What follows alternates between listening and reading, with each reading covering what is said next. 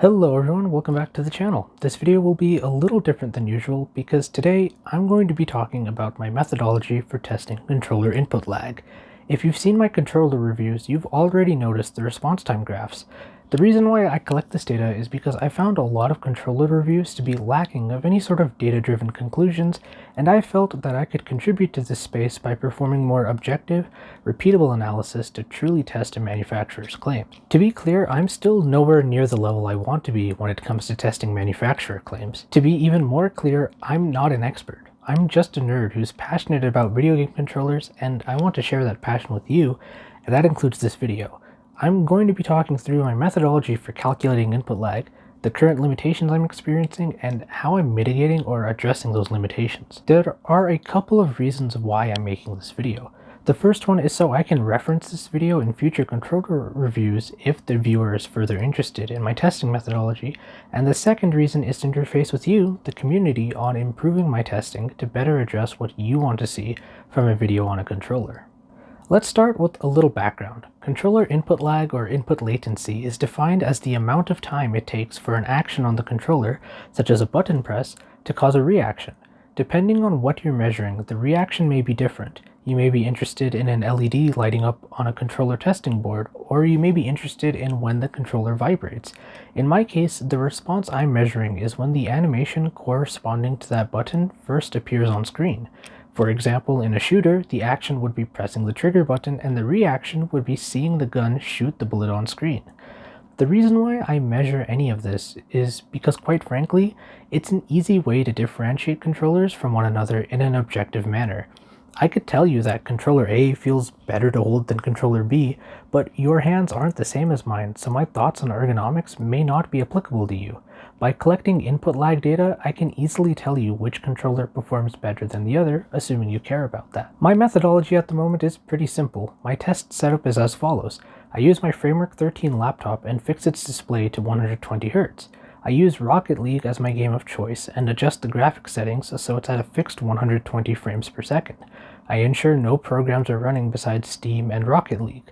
When this is set up, I use my phone's super slow motion camera to capture footage at approximately 960 frames per second. I connect the controller to my computer, ensure it's working properly in Rocket League by casually using it for a few minutes, then I begin the test. I capture a slow motion video that includes my pressing of the boost button and the boost animation appearing on screen. I do this for a total of 10 trials. Next is the post-processing of the data. I import all of my footage into my video editing software, and in each video I mark the first frame I see where the button is fully depressed and mark the first frame of the boost animation appearing on screen. I calculate the difference between these frames to get the total number of elapsed frames between the action and reaction. The math behind my methodology is quite simple. I just take the averages of the differences between the end frame and the start frame of each of my captures, and then I take that number and divide it by 960, which is the rate of capture of my slow motion camera. Rinse and repeat this a few more times for all the controllers and their different connectivity modes, plug it into Python to make a pretty graph, and voila, I have my data.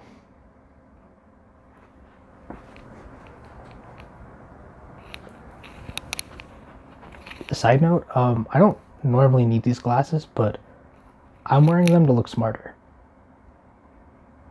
Are they working? My method is nothing new nor technical and is easily replicable by you at home if you'd like. Of course, no method is perfect, and this method has a lot of limitations that I'm not accounting for. The big one is a personal one. This entire process is time consuming, especially if I'm testing all of my controllers at once. For my 2025 refresh, the testing process easily took up most of a weekend, which is a lot of time, especially given the fact that my number of trials is only 10. The more important limitation is I'm still not sure when the controller is sending an electrical signal during the button press. I run with the assumption that the electrical signal is sent once the button is fully depressed, but that may not be the case depending on the controller. For example, the signal may have been sent at the very beginning of the button press or even midway through the button press. Additionally, I'm not measuring the minimum actuation force needed for the boost button. That is, the amount of force needed to fully depress the boost button. Ideally, I would subject each controller to the same amount of force. Another limitation is the fact that I'm testing only one button on the entire controller, using the assumption that the other buttons, at least the face buttons, behave identically. And of course, there is the numbers chasing game. My laptop's display has its own set of numbers, like its own response time, its own gray-to-gray performance, etc., and may differ greatly from your display at home. And it refreshes at only 120 Hz, so I'm ultimately limited by my display's refresh rate when collecting my data. So how am I accounting for this? The best way I currently can is by comparing controllers relative to one another. Allow me to explain. Given all the limitations I just listed, I'm not comfortable in providing my raw numbers as absolute measurements of a controller's response time. They simply aren't true, and presenting them as such would be a disservice to you, the viewer. Instead, since all of the controllers have been tested under identical conditions, I present my findings as relative performance. For example, if I'm reviewing controller C, then I'll fix controller C's response time to be 0 milliseconds and consequently subtract its raw measurement from the other controller's raw measurements, thus giving controller C's performance relative to the competition.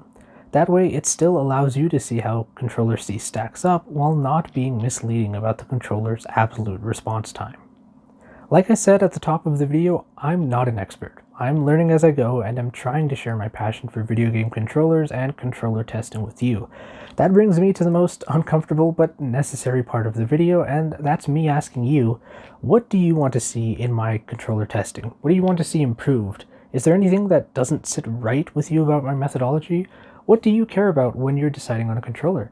Let me know in the comments. My controller reviews have consistently done well on my channel, and I am truly thankful for all of you who have watched them. 2025 is going to be a packed year for controller reviews, so I hope you'll come along for the ride. If you've made it this far, thank you so much for watching this video. I look forward to reading the comments, and I'll catch you in the next one.